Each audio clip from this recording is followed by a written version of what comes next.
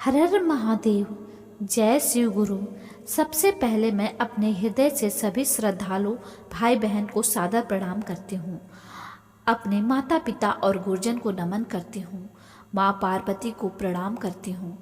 भगवान गणेश, नंदी महाराज और समस्त देवी देवताओं को प्रणाम करती हूँ।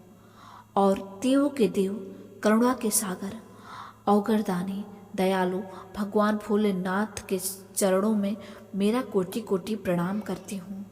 जिसकी जटाओं से गंगा बहती है, जिसके मस्तक पर चंद्रमा सुशोभित है, जिनके कंठ में विष पर हृदय में अमृत भरा है, जो बिना मांगे भी देने वाले हैं, और जिनकी शरण में आया कोई भी खाली हाथ नहीं लौटता। आज मैं आप सभी को शिव की उसी अपार दया और करुणा से जुड़ी एक सच्ची सी लगने वाली शिव चर्चा कथा सुनाने जा रही हूँ, जो एक छोटे से गांव की है, जहाँ दो सगे भाई रहते थे। बड़े भाई का नाम हरिदास और छोटे भाई का नाम था मोहन। दोनों भाई खेत खलिहान का काम करते थे। मेहनत से जीवन चलता था। घर कच्चा था, लेकिन आपसी प्रेम था। छोटे भाई मोहन की पत्नी सरल स्वभाव की थी और शादी के कुछ वर्षों में उसे उसके घर में खुशियां आ गई। पहले बेटा हुआ, फिर कुछ समय बाद बेटी। आंगन में किलकारी गूंजने लगी। घर में हंसी मजाक, खेल कूद, छोटे छोटे झगड़े और ढेर सारी चहल पहल रहने लगी। लेकिन उसी घर के दूसरे कोने में बड़े भाई हरिराम और उसकी पत्नी राधिका की दुनिया बिल्कुल अलग थी। राधिका सीधी सादी, कम बोलने वाली, देहात की मिट्टी से जुड़ी हुई औरत थी, जिसने बचपन से ही सहना सीखा था। शादी के कई साल बीत चुके थे, लेकिन उसकी गोदें सूनी थी। शुरू शुरू में घर वाले कहते थे अभी समय है, फिर धीरे धीरे वही बातें बदल कर ताने में बदल गई। छोटी छोटी बातें चुभते हुए शब्द बोले जाने लगे। जब छोटे भाई के बच्चे रोते तो कोई न कोई कह देता, देखो इनके बच्चे तो हैं, लेकिन बड़े की किस्मत ही फूटी है। राधिका यह सब सुनती थी, लेकिन सिर झुकाकर चुप रहती थी। उसकी नंदे कभी हंसकर तो कभी ताना मारकर कहती, भाभी बच्चे की किलकारी सुनी है कभी? देवरानी बच्चों को गोद में लेकर उसके सामने से निकलती तो कोई न कोई बात जरूर कह देता। गांव की औरतें पानी भरते समय चूल्हे के पास खेत की मेड़ पर बैठकर बातें करती और बात बात पर राधिका का नाम आ जाता।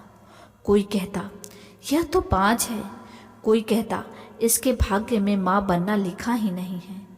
ये शब्द राधिका के कानों में नहीं बल्कि सीधे उसके दिल में उतर जाते थे, लेकिन वह कभी किसी से उलझती नहीं थी।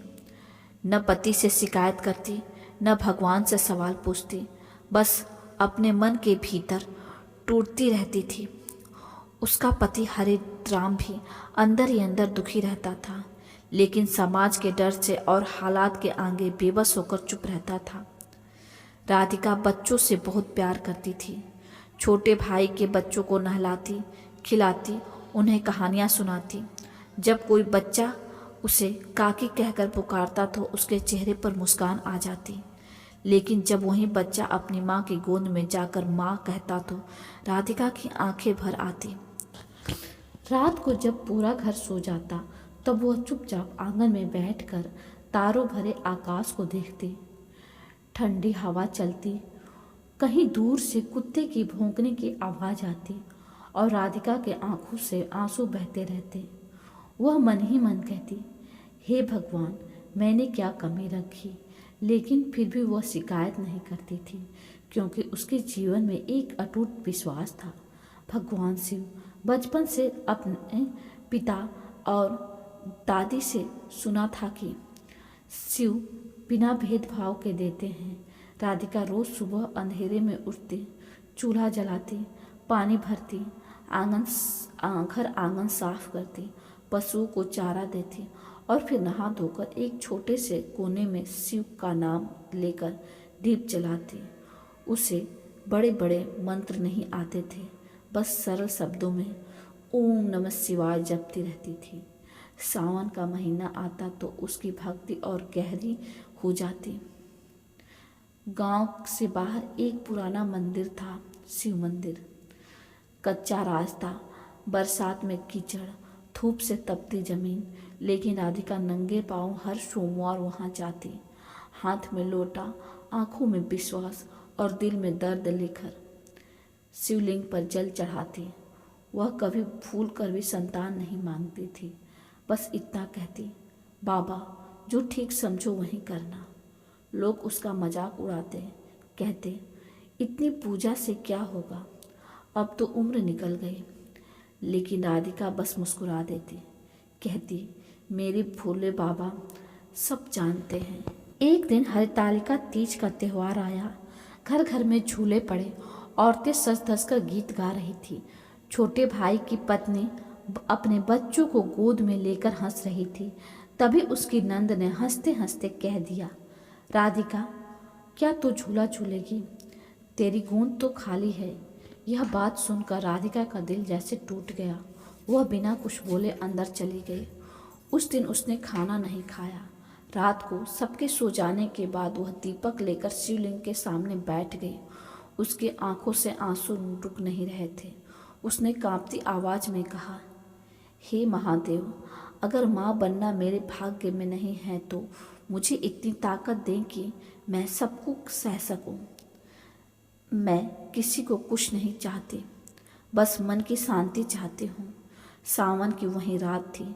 बाहर तेज बारिश हो रही थी, बादल गरज रहे थे। मंदिर में हल्की सी रोशनी थी।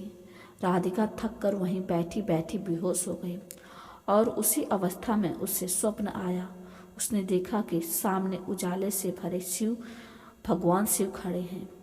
जटाओं में गंगा बह रही है, आंखों में करुणा है और वे शांत स्वर में कह रहे हैं, राधिका जिस गोंद को दुनिया सोनी कहती है वही गोंद मेरी कृपा से भरेगी, धैर्य रख।